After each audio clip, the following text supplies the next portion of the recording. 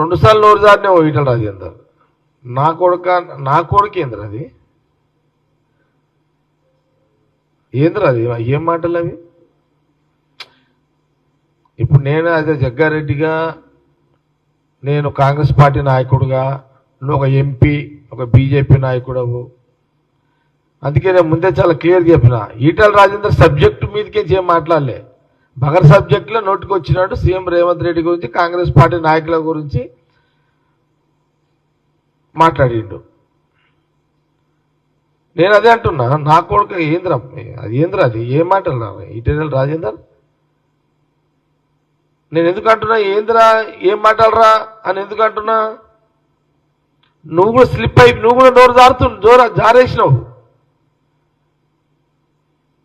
ఏ పరిధి దాటి మాట్లాడుతున్నావు నువ్వు.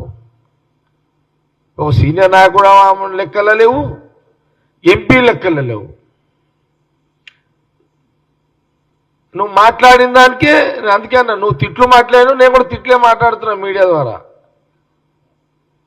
ఈ 2-3 రోజులు యుద్ధంలో ఉన్నది కాబట్టి కొంత ఎలక్ట్రానిక్ మీడియా రాలేదు, కానీ సోషల్ మీడియా తిరుగుతుంది కాబట్టి నేను మాట్లాడాల్సి వస్తుంది. అక్కడక్కడ మీడియాలో వచ్చింది.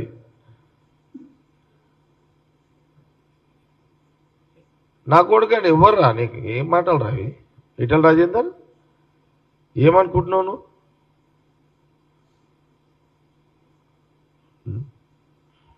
నీ కాడు 10 వేయపోతాయి, ఎవనో తిడతాంటే ఎవడెందుకు పడతాడు రా నాయన.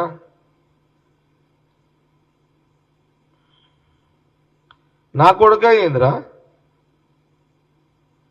అంటే మేము అనలేమా నా కొడక, అరే ఈటల రాజేందర్ నా కొడక ఏందిరా అని మేము అనలేమా?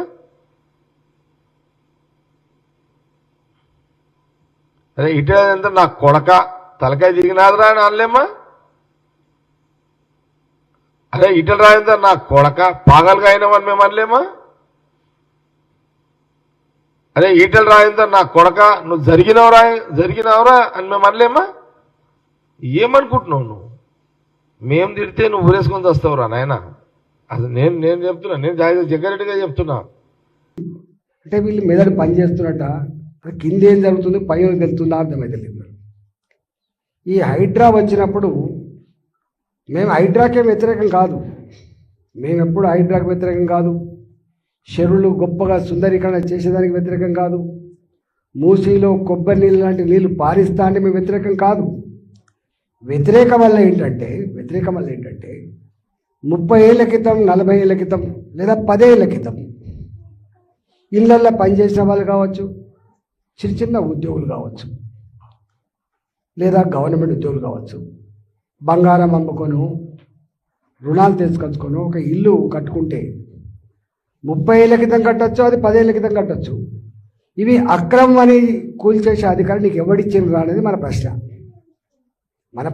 హైడ్రాక్ వ్యతిరేకంగా 10 కాకపోతే 100 పెట్టుకో, 10 కూల కొట్టుకుంటా అంటే నీ కూల కొట్టుకో, 1000 కూల కొట్టుకో, మాకేం బాధ లేదు.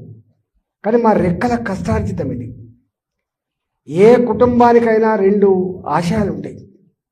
ఒకటో ఆశయం ఏముంటుందంటే, నేను చనిపోతే అనాథ శవంగా రోడ్ల మీద ఉండద్దని, నాకు ఒక ఇల్లు ఉండాలి, నాకు ఇల్లు ఉండాలనేటువంటి ఉంటుంది. ఎవరికైనా మొట్టమొదటి సెంటిమెంట్ అది. తదుపరి ఒక మంచి ఉద్యోగం ఉండాలి అని ఉంటుంది, టెన్షన్ లేకుండా బతకాలి ఉంటుంది.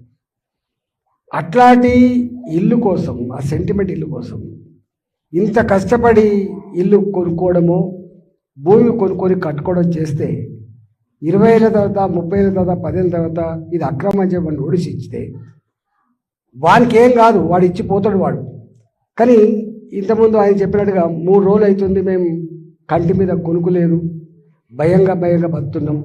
కొంతమందికి ఇలా బీపీలు ఉంటాయి, షుగర్లు ఉంటాయి, మా ఆరోగ్యాలు ఖరాబ్ అవుతాయని చెప్తుండో ఈ విషయం ఆ మెదడు లేనివాడికి అర్థం కాదు, వానికి అర్థం కాదు. ఎందుకంటే వాడు మనిషి కాదు కాబట్టి, వాడిని ఏం పోదు కాబట్టి. నేను ముఖ్యమంత్రిగా అంటున్నాను, ఈ అర్బన్ డెవలప్మెంట్ మినిస్ట్రీ అనేది నీకే ఉంది కాబట్టి నీ కింద ఏం జరుగుతుందో మిస్టర్ ముఖ్యమంత్రి సోయి పెట్టు, ఏం జరుగుతుందో తెలుసుకో. రెవెన్యూ మంత్రి గారు కూడా అంటున్నా, నీ కింద నీ కలెక్టర్లు, నీ ఆర్డీఓలు, నీ ఎంఆర్ఓలు ఏం చేస్తున్నా ఒకసారి ఆలోచన చేయి. కేవలం మీకు అధికారం ఇచ్చిన మా కర్మానికి ఇవాళ తెలంగాణ ప్రజలకు కంటి మీద కొనుక్కు లేకుండా చేస్తున్నారని చెప్పి తెలంగాణ ప్రజలు భావిస్తారు. ఇవాళ మీరు అనుకుంటాను మా బిల్డింగ్లు కూల్చేస్తామని చెప్పి, మా బిల్డింగ్లు మీరు కూల్చేసిన కొంతమంది, కానీ నీ ప్రభుత్వాన్నే కూల్చేస్తామని చెప్పి పగతో కసితో